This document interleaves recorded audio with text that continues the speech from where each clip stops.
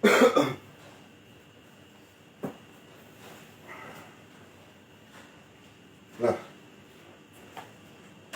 kita kembali pada aktor atau guru saya dari Provinsi Lampung, pengajar, guru hidup, Pak Fatullah. Pak Fatullah, pada perbincangan sebelumnya kan kita punya kesimpulan bersama soal berpikir lebih sulit daripada menyalahkan orang lain. Menjadi menyalahkan itu lebih mudah. Menyalahkan itu lebih mudah. Nah,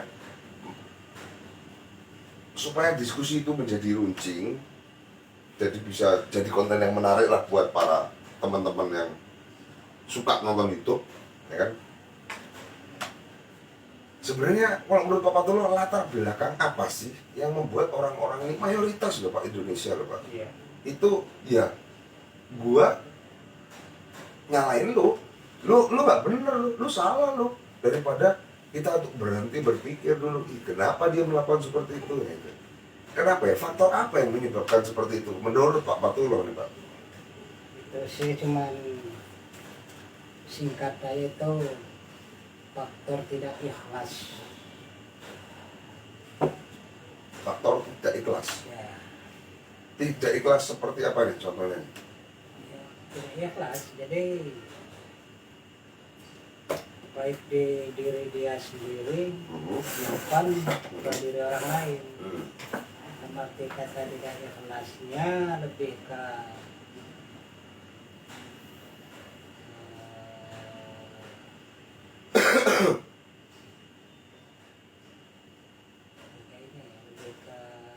Jadi kan ada dua ikhlas yang tadi disampaikan oleh bapakku, Pak Fatullah, bapak psikologi saya, yaitu ikhlas terhadap diri sendiri dan juga ikhlas terhadap orang lain.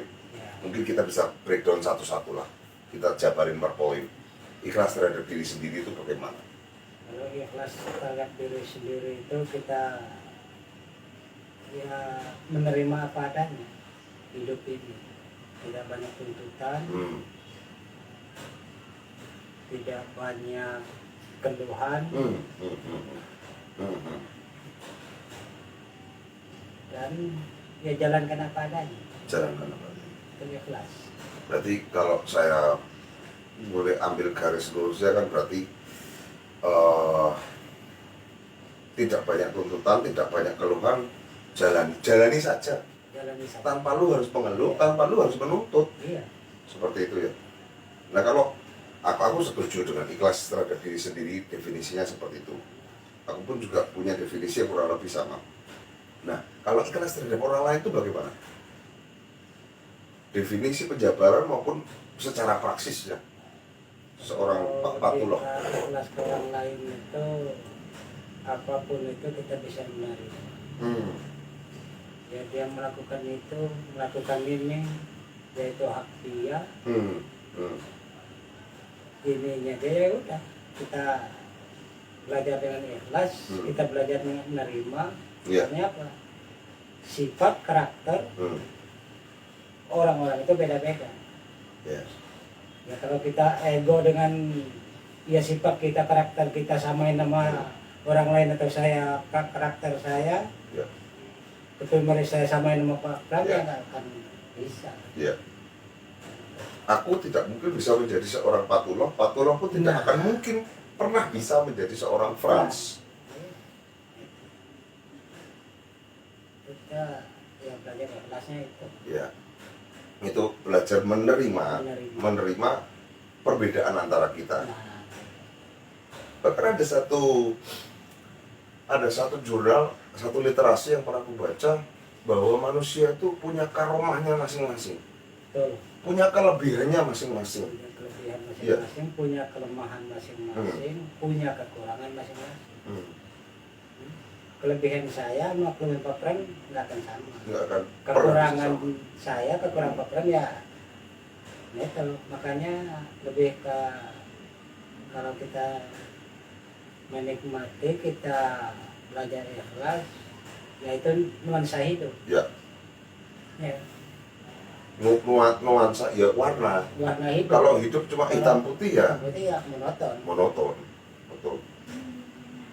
Bahkan ketika kita hanya melihat sesuatu dari dua sisi ya, lu nggak bisa melihat hidup dengan sungguh-sungguh. Iya. Hanya mikir baik buruk, Betul. dosa suci, benar salah. Benar salah. Hanya dua sisi. Iya. Kan seperti itu ya. Padahal ini banyak banget sisi yang sebenarnya kita bisa lihat dari satu kejadian, baik di diri kita maupun dari orang lain, kan tadi seperti itu ya. Kalau boleh aku tarik equilibrium itulah, satu konklusi itu, satu kesimpulan itu, hipotesis ya, seperti itu kan. Soal ikhlas terhadap diri sendiri maupun ikhlas terhadap orang lain. Nah, ketika kita bicara yang pembahasan kita kan pada kali ini adalah membahas soal apa faktor yang melatar belakangi. Kenapa kita bahas faktor dengan penjabaran yang tadi Pak Patullah sudah sampaikan. Ikhlas ada dua, yaitu diri dan orang lain. Nah, menurut Pak Patullah, melihat fenomena bahwa mayoritas warga Indonesia ini punya kecenderungan untuk menyalahkan daripada berpikir bagaimana untuk solusi dengan latar belakang yang sudah kita ketahui dan diskusikan bersama. Untuk solusi kedepannya, menurut seorang ayah psikologis saya ini bagaimana? Untuk kedepannya ini dimulai ya dari, kalau kita bicara proses pendidikan kan selalu dimulai dari keluarga, sekolah, lingkungan. Dan kalau kita bicara soal teori perubahan, teori propaganda kan selalu, lu nggak bakal bisa ngerubah negara kalau lu belum bisa ngerubah keluarga lu. Lu nggak bisa ngerubah keluarga lu kalau lu sendiri belum berubah. Urutannya adalah lu ngerubah diri lu ngerubah keluarga lu ngerubah lingkungan paling sedekatmu, lu jadi RT, lu jadi RW, lu jadi daerah, seperti itu. Nah, itu menurut Pak Patullah bagaimana? Melihat fenomena yang ada sekarang, di aplikasi, di praksis kehidupan nyata seorang Patullah, itu bagaimana menyikapinya? Memberikan aksi apa ini? Lebih ke itu tadi, lebih ke diri kita sendiri dulu yang kita benahi. Itu kita aplikasikan ke orang lain. Apa yang anggap kita baik belum tentu orang lain anggap kita baik. Ya. Jadi lebih ke intinya itu lebih ke SDM-nya dulu. SDM kitanya. Ya kitanya maupun yang masyarakat pada umumnya. Nah, ketika kita sudah melakukan perubahan yang menurut kita baik, bahkan sudah membuktikan dengan indikator ya keluarga kita makmur, ya kan? Ya. Nah, lalu apa pola gerak, apa gerakan konkret lagi yang mau dilakukan oleh seorang Patullah dengan sadar bahwa itu terjadi di sekitar Pak Patullah sendiri. Kita tidak bicara Indonesia, kita bicara skop kecil lingkungan aja itu terjadi. Menurut seorang Pak Patullah bagaimana? Karena kan begini Pak, kalau kita bicara sistem kepemerintahan, itu kan, contohnya Pak Ridwan Kamil. Ketika Pak Ridwan Kamil menjabat sebagai Gubernur Jawa Barat, dia harus tahu bahwa Garut itu adalah salah satu bagian dari Jawa Barat. Ya.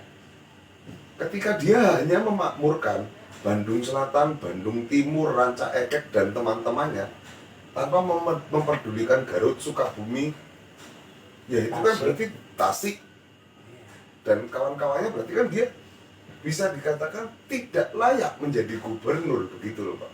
Tidak layak seorang leader. Tidak layak menjadi leader.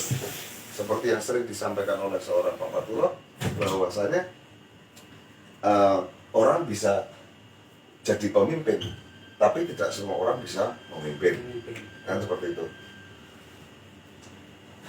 Nah, itu bagaimana? Kita mencoba otokritik lah terhadap fenomena yang ada. harus masuk kamera, masuk kamera, masuk kamera, masuk kamera, sini, sini, sini. Gimana Pak Patulo? Karena kan gini Pak, kalau bagi saya, sebelum Pak Patulo mengeluarkan, mungkin Pak Patulo, aku punya satu gambaran begini Pak Patulo. Sumber daya manusia, saya pakai kalimat Pak Patulo, yaitu sumber daya manusia. Nah, sumber daya manusia Indonesia rendah, ya kan, bisa terbukti dari banyaknya indikator kita hanya menjadi warga yang konsumtif, ya kan.